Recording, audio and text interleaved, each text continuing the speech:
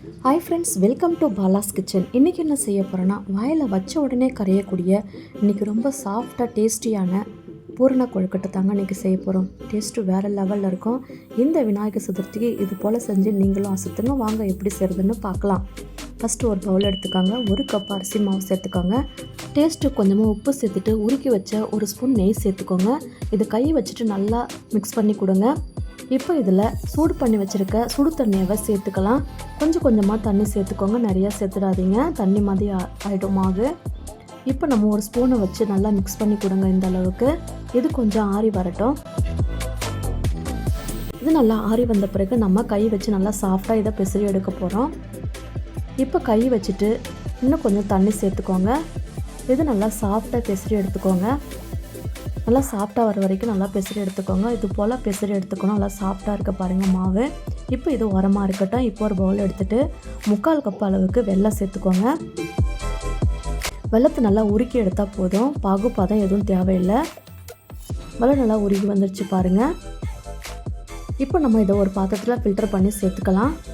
இப்போ நம்ம வெள்ளைப்பாகுவை வடிகட்டி சேர்த்தாச்சு.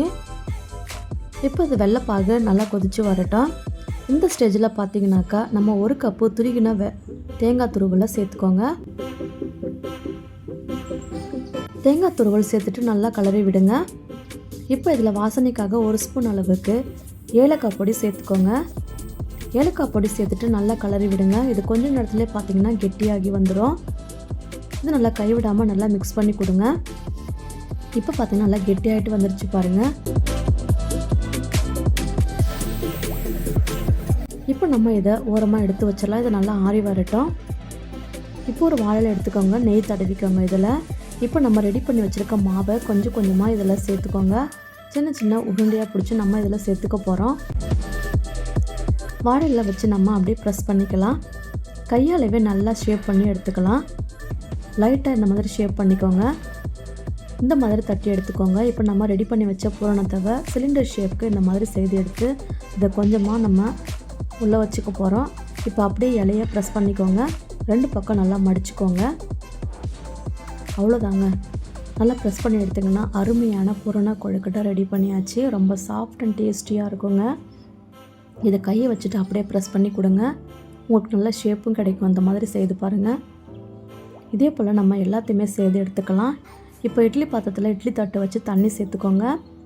இப்போ ஒரு வாழையில் வச்சுட்டு ஒரு பிளேட்டில் உள்ளே வச்சுட்டு இது ஒரு 8லேருந்து 10 நிமிஷம் வேக வச்சு எடுத்துக்கலாம். நம்ம ஆல்ரெடி சுடு தண்ணி சேர்த்துருக்கோம். சீக்கிரமாகவே வெந்து வந்துடுங்க. பாருங்கள், கொழுக்கட்டை நல்லா வெந்து வந்துருச்சு. இப்போ தண்ணி தொட்டுட்டு நம்ம லேசாக தொட்டு பாருங்கள்.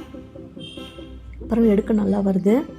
இப்போ ஒரு வாழையில எடுத்து வச்சுருங்க. அவ்வளோதாங்க, சாஃப்ட் அண்ட் டேஸ்டியான வாயில் வச்ச உடனே கரையக்கூடிய இந்த பூரண கொழுக்கட்டையை இதே போல் நீங்களும் செய்து பாருங்கள். ரொம்ப ஜூஸியாக இருக்குங்க.